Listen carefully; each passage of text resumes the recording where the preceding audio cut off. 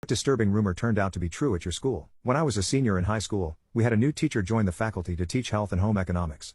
She was probably about 26 years old and very, very attractive. Everyone was talking about the hot new teacher. As I was senior class president, I needed a new faculty advisor since my previous advisor of 3 years retired at the end of my junior year. About 2 weeks later, the principal called me into his office and informed me that the new hot teacher was going to be our new class advisor for the rest of the year. As a result, she and I spent a lot of time together, at school and off campus, organizing and running myriad events to raise money for the class, plan the prom, field trips, etc. Soon, the rumors started flying around that she and I were messing around. This was completely false. I can say she never acted inappropriately towards me or suggested anything to make me think she had plans for any type of physical or sexual activity. She was a fantastic advisor and always just that, a class advisor. I spent the rest of the year denying these rumors with friends, with teachers and with parents. I was even interrogated by my wrestling coach the day before the district championship match.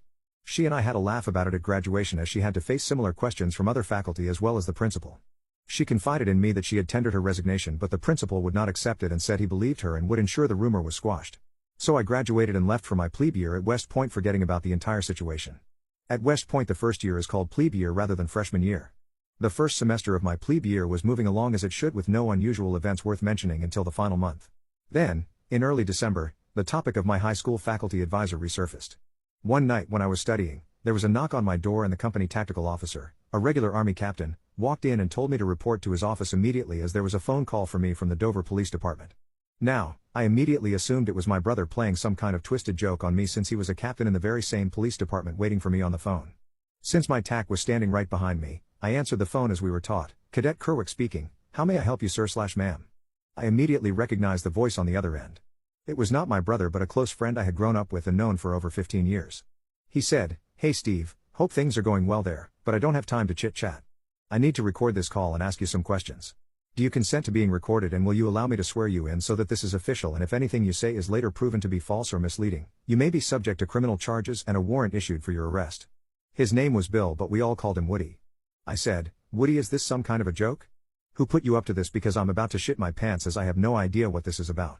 My mind was racing so fast trying to guess, counter-guess, and trying to process that I could potentially be kicked out of West Point for something I had no clue about as of that moment.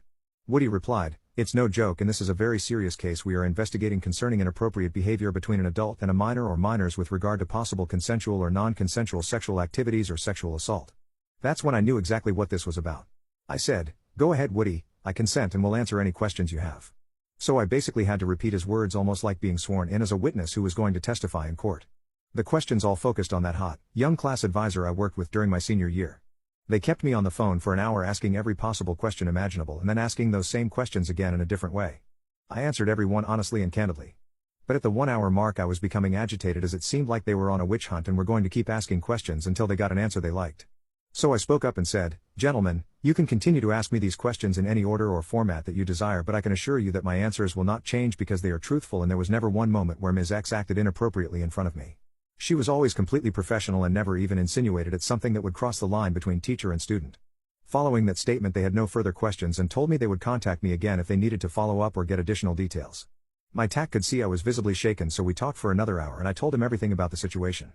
He never had to ask me if I was being truthful because every cadet adheres to a strict honor code that becomes part of who we are. That code states that a cadet shall not lie, cheat or steal, nor tolerate those who do. He told me that I handled things professionally and can hold my head high if I ever return home for a visit. And that was that. I went back to my studies and prepared for my final exams and went home for a short Christmas break. That's when I found out that my teacher, my class advisor, had been found guilty of having a relationship with someone in the current senior class. That relationship was sexual and he was a minor. Seems the student ran around bragging to everyone that he was doing it with the hot teacher. I don't know if it was true or if he made it up. What was true was that she was fired from her job and never allowed to teach again. She had to register as a sex offender for the rest of her life.